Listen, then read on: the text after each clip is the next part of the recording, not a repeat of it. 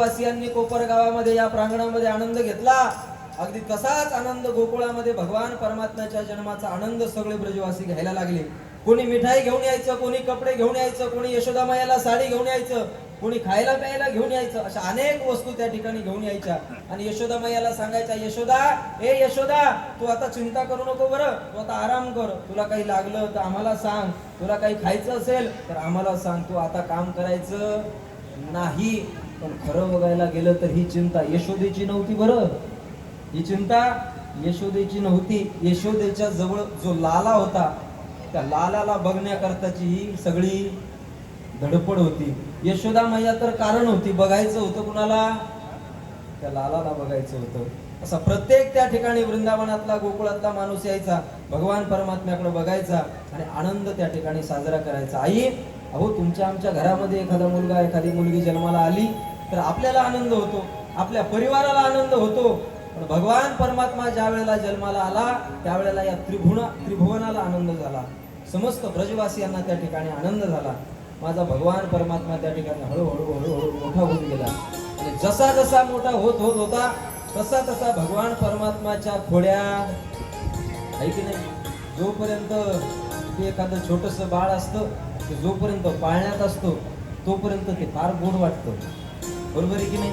तर यांना जास्त अनुभव नाही, कारण की तुम्ही फ्रेश केल्याच्या नंतर जे हातात घेतात. ते बाळ जोपर्यंत पाळण्यात असतं महाराज तोपर्यंत ते तुम्हाला अनुभव आहे ना, ते असं गोड वाटतं.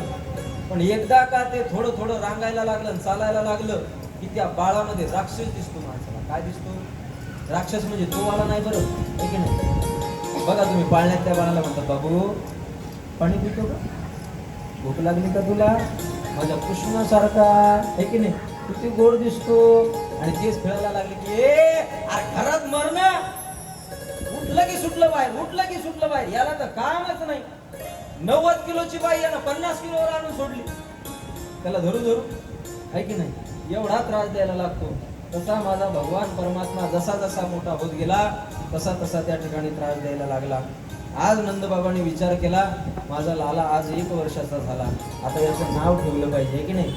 म्हणून त्या ठिकाणी काय केलं असेल माझ्या नंदबाबांनी, मोबाईलवरचं गुगल त्या ठिकाणी ओपन केलं आणि सर्च केलं नाव, मग त्याच्यावरती नाव आले बंटी, बबली, श्वेता. अजून काय मुलाचं नाव असतं तुमच्याकडं? अजय, अक्षय, आहे की नाही, असे बरेचसे नाव. आता तर एवढे अवघड नावं ठेवायला लागली की ते आपल्याला नाव घेतानाच आपली जीभ आतल्या आतच अशी तिरकी होतात. ते नाव काय आपल्याला उच्चारता येत नाही. अशी नावं सुद्धा अशी ठेवली पाहिजे. बघा आमच्या दादाच्या मुलाचं नाव आहे काव्यांश, आहे की नाही, काव्यांश नाव आहे, किती सुंदर नाव वाटतं काव्यांश. अजून काही मुलांचं नाव कृष्ण असतं, काहीचं राम असतं. आमच्या या मुलाचं नाव पण चांगलं आहे. काय नाव आहे त्याचं? सोपान महाराजांच्या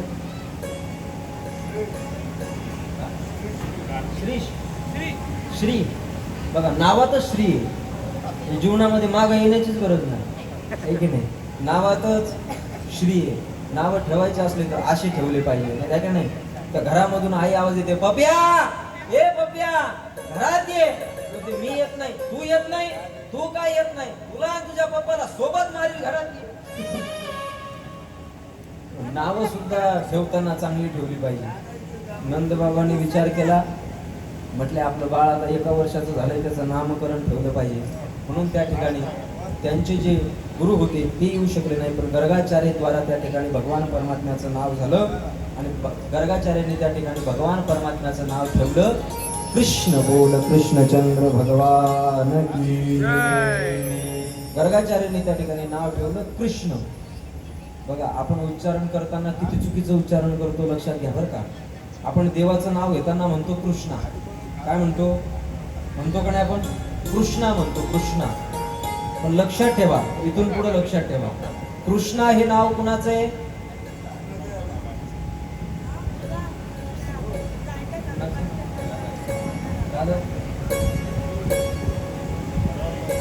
पांडवांची पत्नी कोण होती?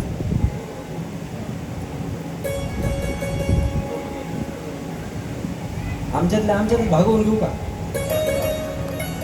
पांडवांची पत्नी होती द्रौपदी. आणि द्रौपदीला माझ्या भगवान परमात्म्यानं नाव दिलं कृष्णा. माझ्या भगवान परमात्म्याचं नाव आहे कृष्ण. कर्षती इति कृष्ण. जो चित्ताचं आकर्षण करतो त्याला म्हणायचं कृष्ण. बघा तुम्ही, नावातच कृष्ण आहे. कृष्ण म्हटलं की माणूस आपोआप आकर्षित होतो. रमयती इति रामः.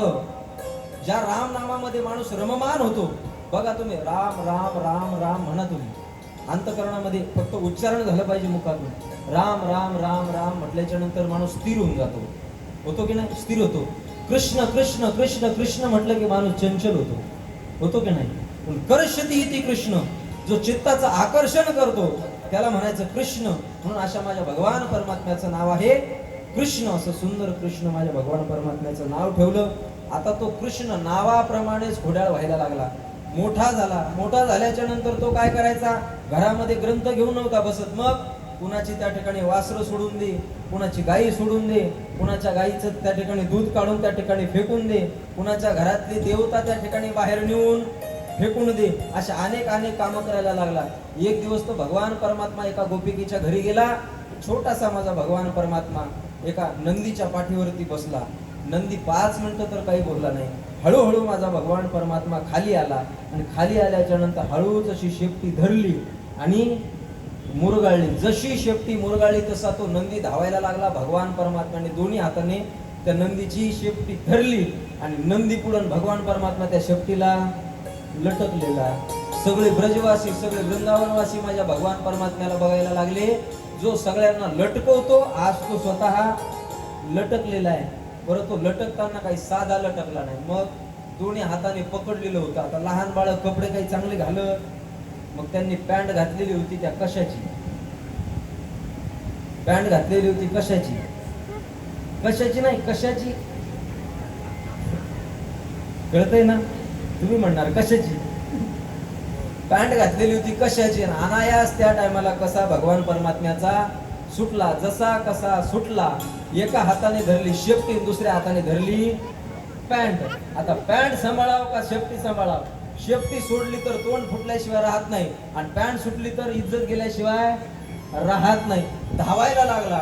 सगळे मित्रमंडळी हसायला लागले. ए कृष्णा, अरे आमची बरी मजा घेतो तू. आता चांगलं झालं, आता सगळ्यांनी तुझीच मजा घेतली. आता बघू तू नेमका काय करतो. यशोदा मैया धावत घराच्या बाहेर आली. यशोदा मैयाने बघितलं नंदीच्या शेपटीला भगवान परमात्म्याने धरलेलं आहे, कृष्णाने धरलेलं आहे. ए कृष्णा, अरे किती घोड्या करशील रे तू? माझ्या नाकामध्ये दम आणलेला आहे. अगदी कंटाळा आणून सोडला मला. धावत यशोदा मैया त्या नंदीच्या पुढे गेली. त्या नंदीला हातामध्ये धरलं. त्या भगवान परमात्म्याला खाली उतरवलं आणि त्याच्या डोक्यावरून हात फिरवायला लागली. तर प्रेमानं हात नव्हती फिरत. मग एका हाताने हाताला धरलं, दुसऱ्या हाताने असं मारायला लागली की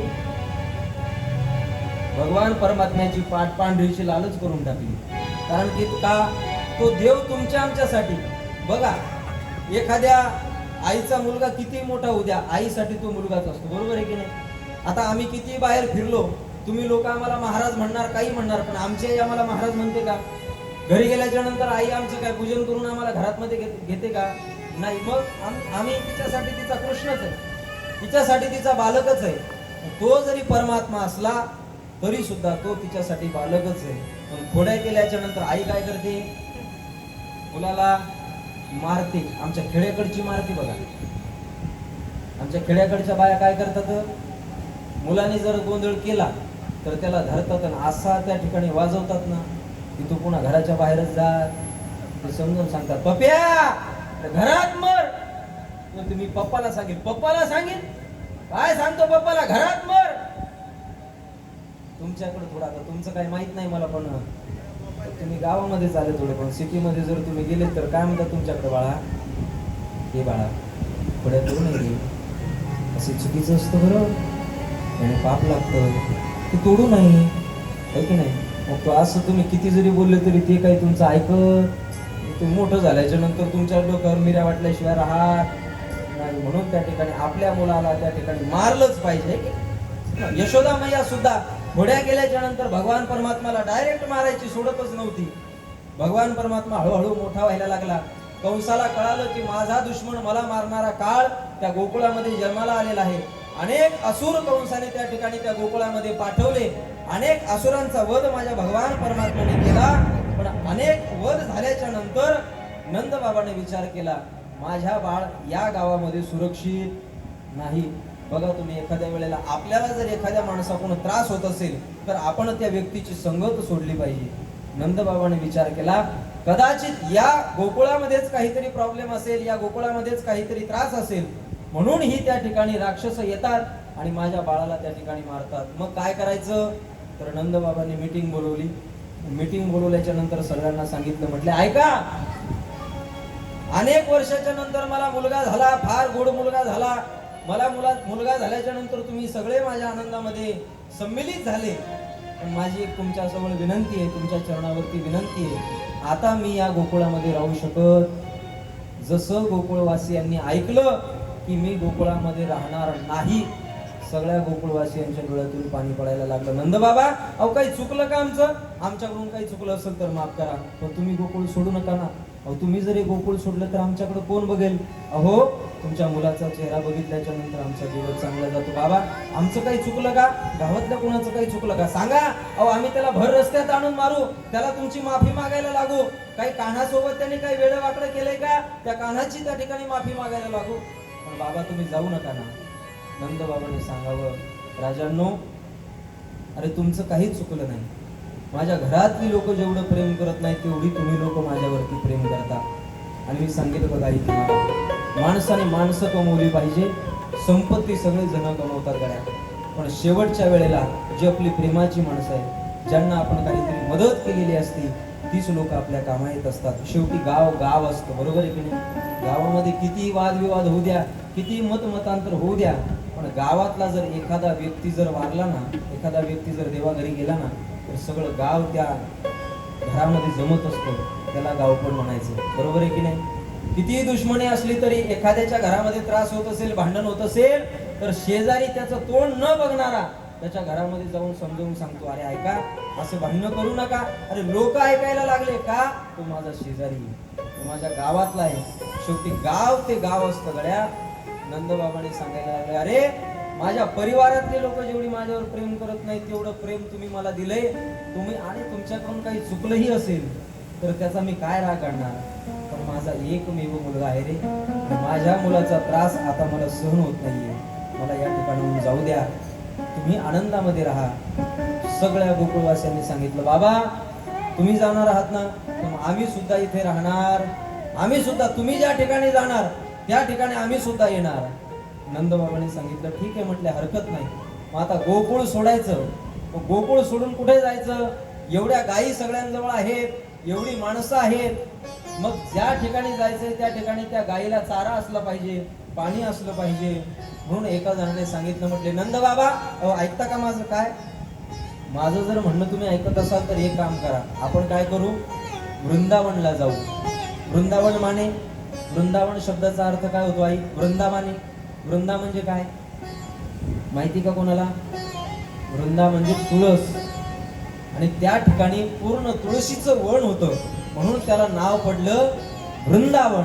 आणि त्यांनी सांगितलं, बाबा एक काम करा ना, मग म्हणे चला ना आपण वृंदावनाला जाऊ. म्हटले वृंदावनला जायला तर हरकत नाही, पण एवढ्या गायी आपल्याजवळ आहेत, यांना पिण्याकरता पाणी, खाण्याकरता गवत लागेल, कुठून आणायचं? म्हटले बाबा तुम्ही त्याची चिंता करू नका. मग वृंदावनापासून अगदी थोड्याच दूर गोवर्धन पर्वत आहे, अगदी हजारो लाखो गाया त्या गोवर्धन पर्वतावरती चरू शकतात, आणि अगदी जवळच त्या ठिकाणी जमुनाजीचा प्रवाह आहे. किती जरी पाणी लागलं तरी त्या गोमाता आपल्या त्या जमुनाजीमध्ये पाणी पिऊ शकतात. सगळ्यांनी विचार केला, आणि विचार केल्याच्या नंतर सगळ्यांचं एक मत झालं. सगळ्यांनी बैलगाड्यामध्ये आपला पसारा, आपलं सामान त्या ठिकाणी टाकलं आणि वृंदावनाच्या दिशेने निघाले महाराज. लाग्यो वृंदावन को आले म्हणे, लाग्यो वृंदावन को, वृंदावन को आले म्हणे, लाग्यो वृंदावन को.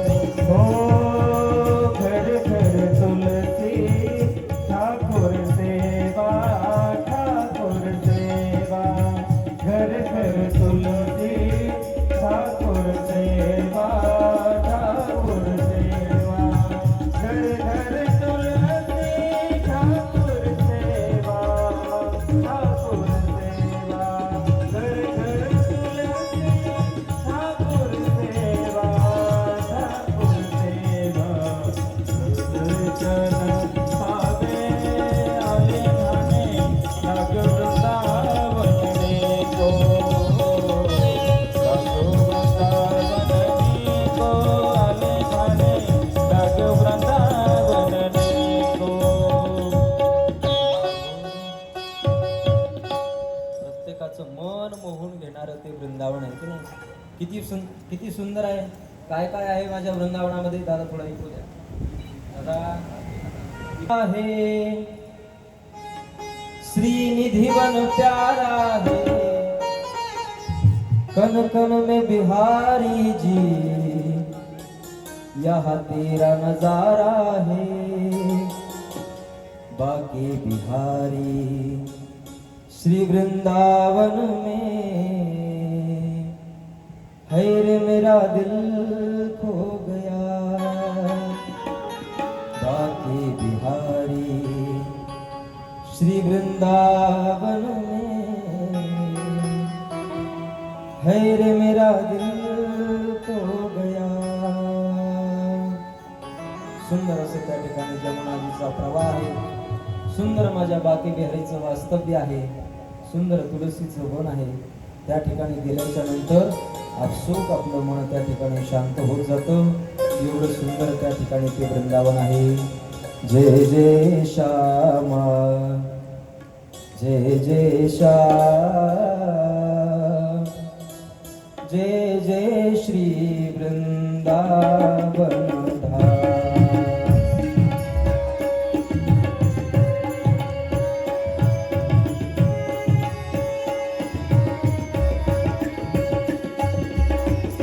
जय जय श्यामा जय जय श्याम जय जय श्री वृंदावन. जय जय श्यामा जय श्याम श्री वृंदावन जय राम.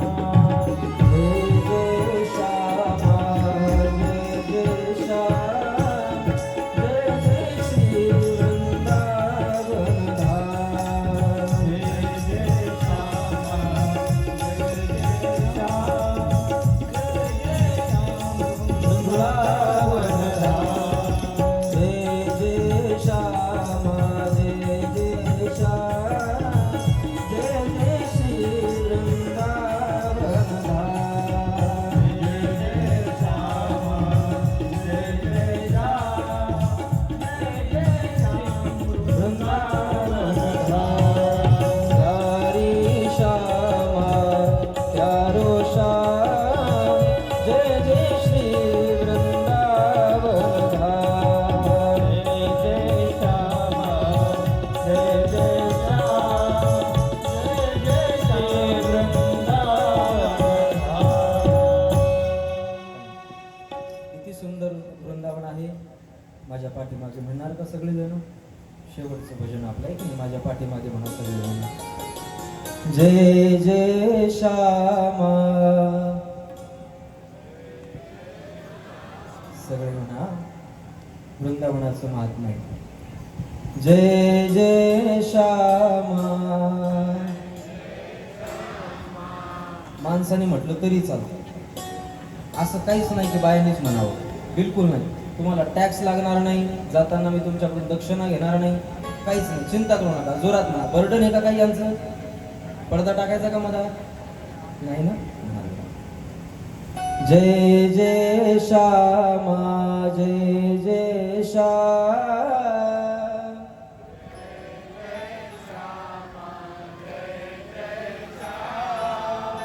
जय जय श्री वृंदावन धाम.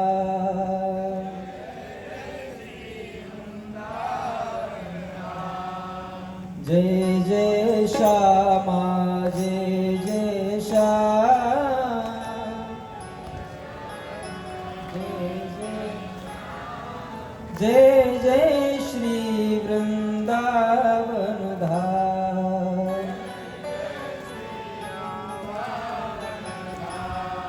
प्यारी श्यामा प्यारो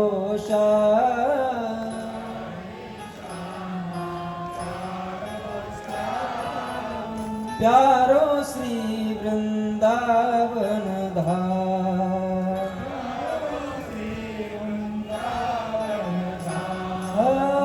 प्यारो श्री वृंदावन धाम।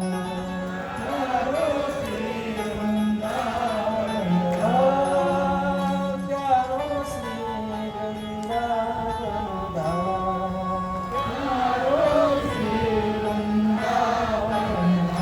श्री वृंदावन धाम की मी सांगत असतो बघा, प्रत्येक कथेमध्ये माणूस जन्माला आल्याच्या नंतर एकदा वृंदावनामध्ये गेलंच पाहिजे. का गेलं पाहिजे? ज्या ठिकाणी माझा भगवान परमात्मा पायामध्ये चप्पल न घालता फिरतो ते वृंदावन ते आहे. ज्या वृंदावनामध्ये भगवान परमात्म्याने अनेक लीला केल्या ते वृंदावन आहे. म्हणून आई, वृंदावनामध्ये गेल्याच्या नंतर माणसाला आनंदाची प्राप्ती होते, म्हणून वृंदावनामध्ये जायचं. काय केलं माझ्या भगवान परमात्म्याने वृंदावनाला? एकदा काय झालं, भगवान परमात्म्याच्या मनामध्ये लालसा उत्पन्न झाली की आपल्याला काय करायचंय म्हटले, राधाराणीला भेटायचंय. कोणाला भेटायचं? राधाराणीला भेटायचं. मग कसं भेटायचं? कारण की राधाराणीच्या वडिलांनी, वृषभानू महाराजांनी राधाराणीला घरामध्ये कोंडून टाकलं होतं. का? कारण की तो कृष्ण येतो म्हणे माझ्या मुलीला प्रेमामध्ये पाडतो, मग घराच्या बाहेरच जायचं नाही. देवाला तर राधाराणीला तर आपल्याला भेटल्याशिवाय थांबायचं. भगवान परमात्म्याने युक्ती लढवली. आता तो काही साधा होता का? चतुरा तो. आता आपण एवढे साधे असून सुद्धा आपण एवढी बुद्धी लावतो. तो किती बुद्धिवान असेल, आहे की नाही? भगवान परमात्म्याने विचार केला, म्हटले हा वृषभानू महाराज असा भेटू देत नाही का? मग त्यांनी कॉन्टॅक्ट केला माझ्या राधाराणीच्या मैत्रिणी सोबत. म्हटले एक काम कर, काय की राधा पाणी भरण्याकरता किंवा कशा करता बाहेर येत असेल ना, ती म्हटले कृष्णा अरे ती कशालाच बाहेर येत नाही. देवाने पुन्हा डोकं लावलं. म्हटले एक काम करा, जी स्त्री पाणी भरण्याकरता बाहेर येत नाही, कामाकरता बाहेर येत नाही, पण एखादी वस्तू जर घेण्याकरता दारावरती आली ना, बरोबर आहे की नाही, एखादी 1000 रुपयाची साडी जर 100 रुपयात तुम्हाला मिळाली ना, की त्या गाड्याच्या जवळ बायांचा गोळका उभा झाल्याशिवाय राहत. तुमच्याकडे नाही, तुम्ही थोडे श्रीमंत माणसं आहे. आमच्या गावाकडे आता एवढे नाही तुमच्यासारखे भाग्यवान लोक आहेत तुम्ही, की लक्ष्मी तुमच्याकडे वास करते. खेड्याच्या ठिकाणी गेले तर एखादी 500ची वस्तू 100ला मिळाली की बाया काय करतात, असा गोळाच होतात. तर भगवान परमात्म्याने विचार केला राधाराणीला काय आवडतं? मग म्हटले राधाराणीला बांगड्या आवडतात. काय आवडतात? बांगड्या आवडतात. मग माझ्या भगवान परमात्म्याने काय केलं माहितीये का? सुंदर यशोदा मैयाची साडी घातली आणि केस तर माझ्यासारखे असे मोठेच होते आणि दाढी भगवान परमात्म्याला नव्हती, आहे की नाही? मला तरी दाढी आहे, ती ठेवावी लागते केसामुळे. भगवान परमात्म्याला दाढी नव्हती. यशोदा मैयाचं सुंदर असं त्या ठिकाणी साडी घेतली, साडी घातली, बिंदी लावली, सुंदर शृंगार केला आणि त्या ठिकाणी बरसाण्याच्या दिशेने निघाला. निघत असताना एक बांगड्या विकणारा माणूस त्या ठिकाणी बसलेला होता, उन्हामध्ये बसलेला होता. देव त्याच्या जवळ गेला आणि सांगितले बांगड्या विकायच्यात का तुला? म्हटले हो. कितीला द्यायच्या आहेत? ते म्हटले दादा 1 रुपयाला 1 जोडी. म्हटले पूर्ण याचा सांग भाव, त्या पूर्ण टोपल्याचा भाव सांग. म्हटले 100 रुपयाला पूर्ण टोपलं घेऊन जा. भगवान परमात्म्याने हातातले 100 रुपये घेतले, त्याच्या हातामध्ये ठेवले, ते टोपलं आपल्या डोक्यावरती घेतलं आणि त्या ठिकाणी बरसानाच्या दिशेने निघाले. अरे बांगड्या घ्यायच्या का कुणाला? बांगड्या फार स्वस्त बांगड्या आहेत, फार सुंदर बांगड्या आहेत, मुंबईवरनं बांगड्या आलेल्या आहेत. आपल्या परिसरात अशा बांगड्या तुम्हाला बघायला मिळणार नाहीत. आणि तुमच्या आनंदाची बातमी, 100ची बांगडी 10 रुपयाला, 100ची बांगडी 10 रुपयाला, 100ची बांगडी 10 रुपयाला. जसं बायांच्या कानावरती पडलं, घराचे दरवाजे उघडून बाया घराच्या बाहेर यायला लागल्या. बाया त्या ठिकाणी घ्यायला लागल्या, त्या बांगड्या निघून जायला लागल्या. भगवान परमात्म्याने विचार केला, ज्याच्या करता बांगड्या आल्या अजून ती तर बाहेर आली नाही, आणि ज्यांच्या करता आणल्या नाही त्या सगळ्या घेऊन चालल्या. मग एखादी गोपी जायची, दादा ही बांगडी केवढ्याला? देव म्हणायचे 150 रुपयाला. आमच्या बाजारात तर 100लाच भेटते. 150ला घ्यायची असं तर घ्या, नाही तर तुमचं तुम्ही बघा. आणि बोलायचं काय? 100ची बांगडी 10 रुपयाला. आणि जवळ आल्याच्या नंतर 150ला घ्यायची का? घ्यायची तर घ्या, नाही तर जा. राधा राणीच्या मनातली लालसा काही शांत होईना. राधा राणीने भांडणं करून घराचा दरवाजा तोडलाच आणि त्या बांगड्यावाल्याजवळ आलीच आणि म्हणायला लागली, ए मैया, कितीची दिली रे बांगडी? माझ्या भगवान परमात्म्यानं राधा राणीकडे बघितलं आणि तुला बांगडी पाहिजे? हो, बांगडी घेण्यासाठी झाली. कितीची दिली बांगडी? तुझ्यासाठी फुकट घेऊन जा. अरे मला फुकट नाही पाहिजे, पैसे सांग, कितीची दिली बांगडी? 10 रुपयाला. असं का? बर बघ ना, तुला कोणती पाहिजे यामधली बांगडी? राधा राणीने त्या टोपलीमध्ये हात टाकावा. जसा राधा राणीने टोपलीमध्ये हात टाकला, भगवान परमात्माने हात धरला आणि धरल्याच्या नंतर सांगितलं, राधे, तुला बांगडी घ्यायची का बांगड्यावाला घ्यायचा आहे? तुला बांगडी घ्यायची का बांगड्यावाला घ्यायचा आहे? अरे असं कसं बोलतो? बांगड्या विकण्या करता आलाय ना, असं बोलतो, छेड काढतोस? काय करू, लहानपणापासून माझा व्यवसायच आहे छेड काढण्याचा. मग आता सांग बरं, तुला बांगडी पाहिजे का बांगड्यावाला? राधा राणीने आपल्या हातातल्या असणाऱ्या बांगड्या अशा माग घेतल्या. बांगड्यावाला म्हणतोस का?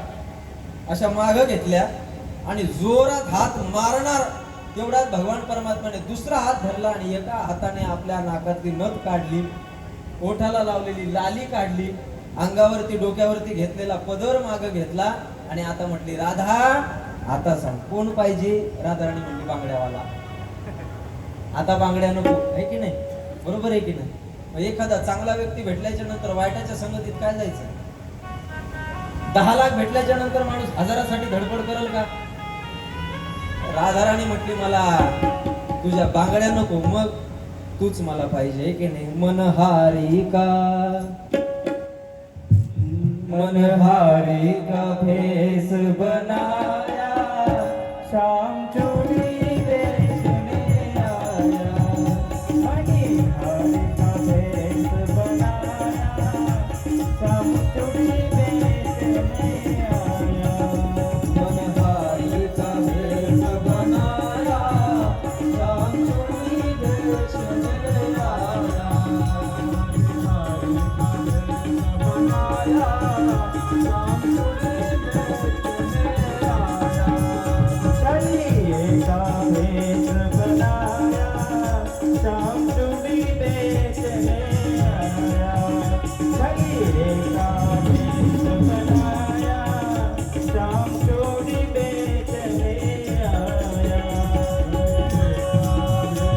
बनाया, श्याम चूड़ी बेचने आया, बनाया, श्याम चूड़ी बेचने आया। हो चूड़ी लाल नहीं पहनो, चूड़ी हरी नहीं पहनो. चूड़ी लाल नहीं पहनो, चूड़ी हरी नहीं पहनो। देवाने विचारलं, राधे, तुला कोणता रंग आवडतो? लाल रंग आवडतो, पिवळा रंग आवडतो, हिरवा रंग आवडतो? कोणत्या रंगाची बांगडी तुला पाहिजे? माझी राधा राणी म्हणते, हो चूड़ी लाल नहीं पहनो, चूड़ी हरी नहीं पहनो. चूड़ी लाल नहीं पहनो, चूड़ी हरी नहीं पहनो। पाहिजे तरी कोणची?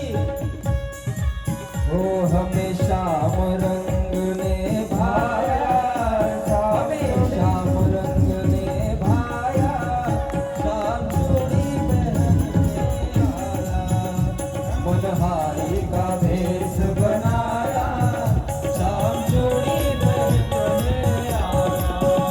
मनहारी का भेस बनाया, श्याम चूड़ी बेचने आया, मनहारी का भेस बनाया, श्याम चूड़ी बेचने आया।